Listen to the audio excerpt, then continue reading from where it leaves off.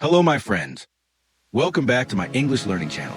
Today, I will tell you a very emotional story. A story about war, hope, and never giving up. Our story takes place in the 1940s, during a time of war. The world was full of chaos, fear, and hunger. In a small European city lived Daniel Kovacs.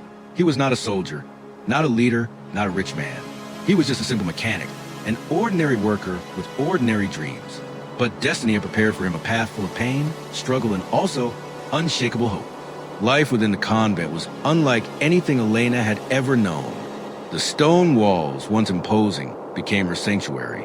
For the first time in years, she awoke not to bombs or hunger, but to the quiet rhythm of prayer and the distant sound of bells. Sister Agnes quickly discovered that Elena's notebook was filled with songs, half-remembered lullabies, fragments of folk tunes, and words scribbled out of longing. Agnes began to nurture what war had not taken away, Elena's voice. Each evening, under the dim glow of candlelight, she taught her the ancient hymns and classical melodies that once filled the great cathedrals of Europe. Though Elena stumbled at first, her raw emotion gave the music a depth no training could teach. With each note, her grief was transformed, reshaped into something luminous. The true test came on a Sunday morning. The convent chapel, though modest, was filled with the weary faces of survivors, widows, soldiers, children clutching at scraps of bread. When Elena stepped forward to sing her first hymn, her hands trembled, but as her voice rose, fragile yet radiant, the congregation fell into silence.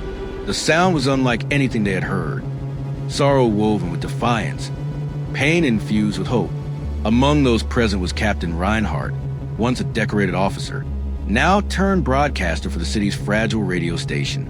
He had come searching for stories of resilience, but instead, he found a voice. After the service, he approached Sister Agnes with an unusual request to bring the girl to his studio. Elena had never seen a microphone before. The steel and wires looked intimidating, a machine meant for people far older, far braver. Yet when she began to sing into it, an odom of light piercing through darkness, the sound carried beyond stone walls. Her voice traveled on invisible waves, crossing the ruins, slipping through broken windows, reaching hospital wards and lonely shelters. That night, across the shattered city, people stopped to listen. A mother wept as her child slept peacefully for the first time in weeks. A soldier on the edge of despair lowered his weapon. In hidden cellars, families clutched each other tighter, whispering, "Do you hear it? Someone still sings." Elena's voice had become more than music.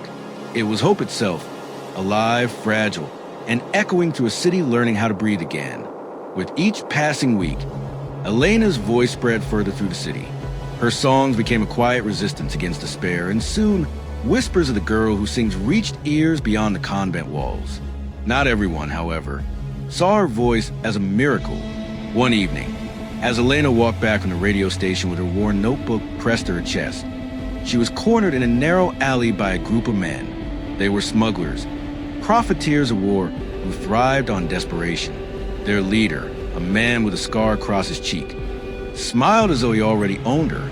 "You've got talent, little bird," he said, flicking ash from a cigarette. "Why waste it on prayers and old women? Sing in our tavern, real crowds, real money, enough to keep you warm and fed for life." The promise struck at Elena's heart. She remembered the nights of gnawing hunger, the cold floors she used to sleep on, the cruel weight of being forgotten. For a moment, the thought of food and safety without struggle tempted her. Perhaps survival did mean doing whatever it took, even if it meant singing for drunkards who only wanted to drown their sins in noise. The smugglers pressed harder, painting visions of a life without fear, without poverty. "One song each night, and you'll never beg again," they whispered. But in that silence, Elena felt the conflict tearing inside her. Was her voice meant to be sold, turned into background music for men who cared nothing for its meaning? Or was it something more, something sacred that even hunger could not corrupt? Her hesitation nearly cost her. The men tried to drag her toward the tavern. Just as Elena's cry broke the night, a lantern's light cut through the alley.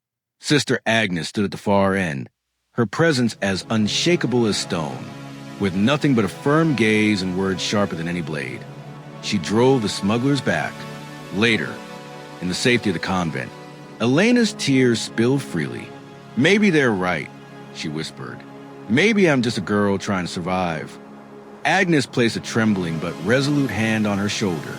"Listen to me, child. Music is not for survival. It is for salvation. Your voice was given to heal, not to be sold to the darkness."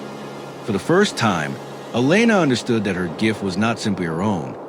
It was a light meant for others, and that light must never be bartered away. As her voice rose, the broadcast carried across the ruins, slipping into every hidden corner. Families huddled in cellars paused their whispers.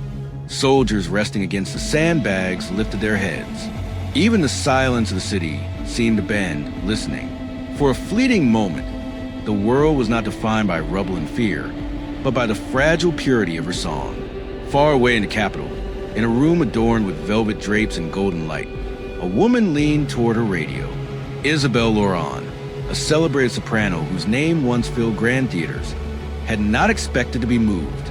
Yet the moment she heard Elena's voice, she froze. It was raw, untrained, but it carried the kind of truth Isabelle herself had long forgotten. When the broadcast ended, Isabelle remained in her chair, heart pounding. She whispered to herself, "Who is she?" The determination in her eyes was unmistakable.